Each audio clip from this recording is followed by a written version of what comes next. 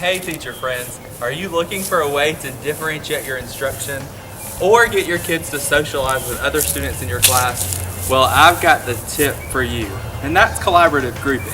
And today I'm going to share with you my top 10 tricks and tips for how to make collaborative grouping successful in your classroom.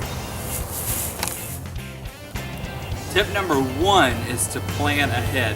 This is something that we should do for every area of education, but I think it especially applies to collaborative grouping. Make sure to plan ahead and really think about what activities your groups are going to be doing, because that will save time.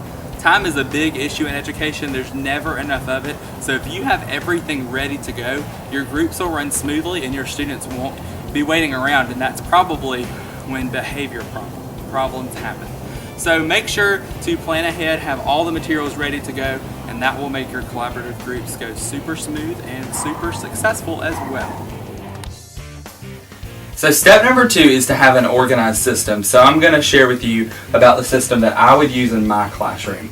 I want to have a race car themed classroom, so my grouping system revolves around that. I've called it Groups Garage because it goes along with that theme. And basically I would display this in my classroom like you see here. And this tells the kids what groups they're in. So I've named the groups based off different types of vehicles.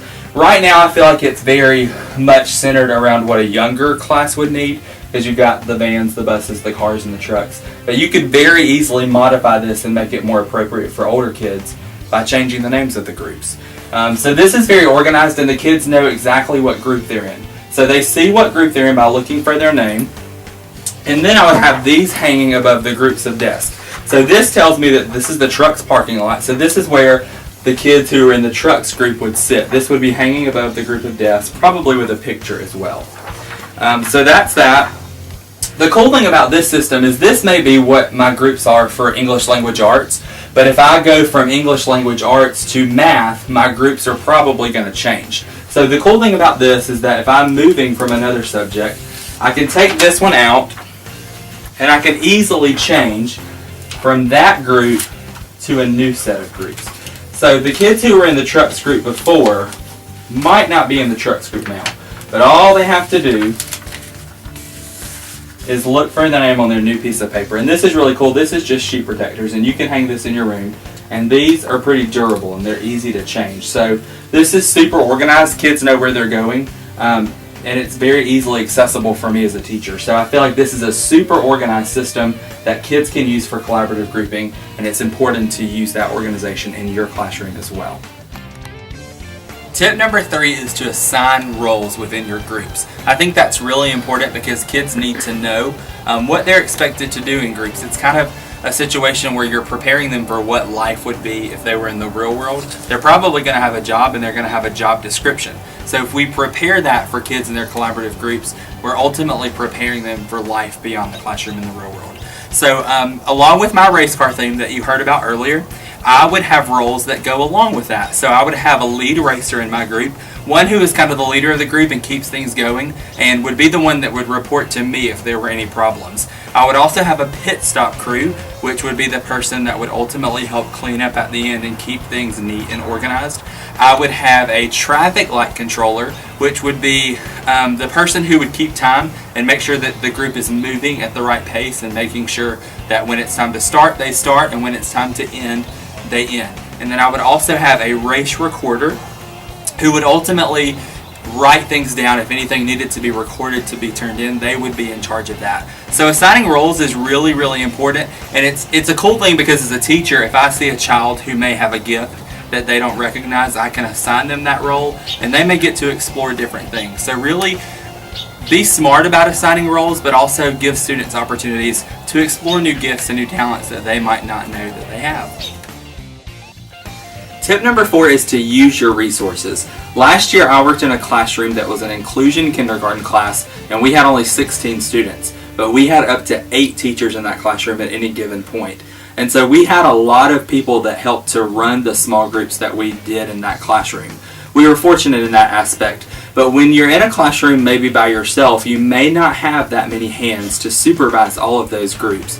Using your resources would mean including parents in this. Parents are always looking for a way to get involved in their child's education, and maybe it's a good idea to use parents to come in and help guide and supervise groups. So you could have a parent come in and work with maybe their child's group or even another child's group, and that would give them an opportunity to be involved in education, but you're also using them and they're helping you out. So make sure to use your resources when planning and implementing collaborative groups in your classroom. Tip number 5 is to be flexible when working with your groups. Let me give you a story.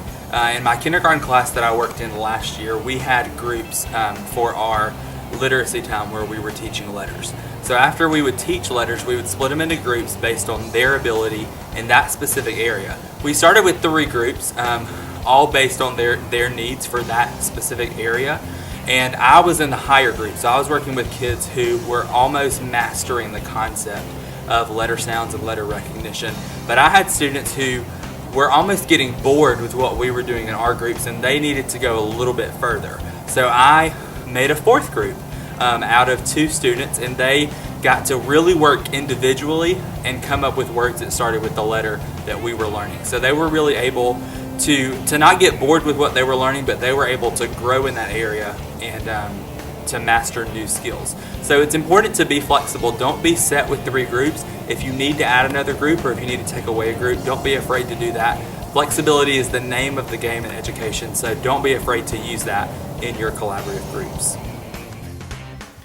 Tip number 6 is to use a variety of groups. It's good to not just use one type of group, but to use lots of different types of groups. Sometimes ability groups are really great, but other times it's good just to do groups based on kids' social behavior. Sometimes kids need to be grouped with people they may not necessarily get along with because they need to learn how to get along with people, because that's something they're probably going to have to do in the real world.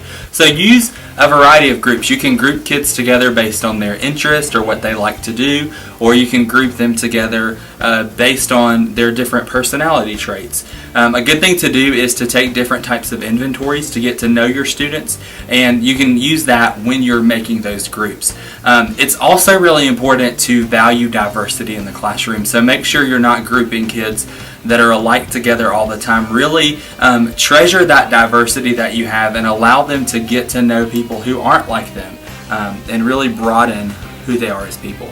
So use different types of groups, and I think that that'll work out great for you.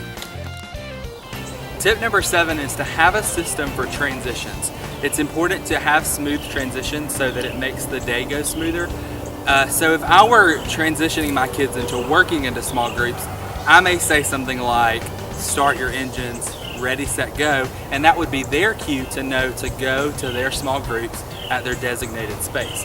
Another thing that you can do is when ending groups, you can tell kids how much time they have left. So in my classroom, maybe I could use a speed limit sign like the one you see here, but I could use it on the smartboard. And this would tell them how much time they have left in those groups so they know when they need to wind down. So if they have 25 minutes left, they can look at the smartboard and see that, so it's not a surprise when it ends. You can also use things to put on the smartboard or on your dry erase board that may say, slow down. So if my kids are getting too rowdy or need to take a break and slow down in transition, I would put the slow sign up. But in their case, it wouldn't be children at play, it would be children working in collaborative groups. So transitions are key. Make sure that you have a system for those and incorporate those when planning your collaborative groups. Tip number 8 is to make sure students have voices and choices. Those are 2 things that they really enjoy and really desire in the classroom. It teaches them to have independence, and that's really important. Make sure students have a voice. Maybe give them options for the activities they will complete, but most importantly, when they completed an activity in their group, ask them how they enjoyed the experience. Maybe give them different surveys or assessment forms to talk about who they enjoyed working with, who they wouldn't want to work with again, what did they like about the activity, what activities would they maybe like to see again. So let them have that voice in those collaborative groups. Also give them choices. They love to have an option. They feel more a part of the activity when you give them that choice. So a great way to do that is maybe in their groups, give them choice boards. Don't give them an activity and say, here, do this, but maybe give them 4 options in a way that they could complete the activity. So give them voices and choices, and I think that will really help not only them learning what you're teaching, but I think them enjoying what they're learning. So those are 2 really important things to remember when you're planning for your groups.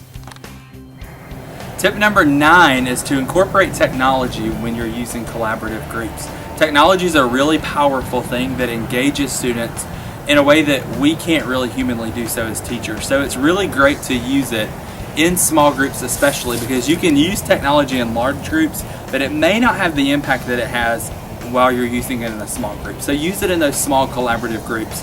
A lot of schools nowadays are BYOD, which stands for Bring Your Own Device. So you could put the kids together who bring their own device and let them work on an assignment on that technological device. You can also have a small group that works at a smart board, or groups that work at computer stations, and they're going to be more engaged in that lesson, but you're also preparing them for the real world where they're going to need to know those technological skills. So use technology when you're using collaborative groups, and I think you'll see a lot of success.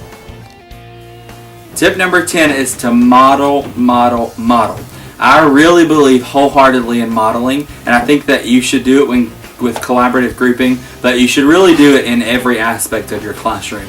I think it's important to model what it looks like to work with others and to show positive and respectful behavior.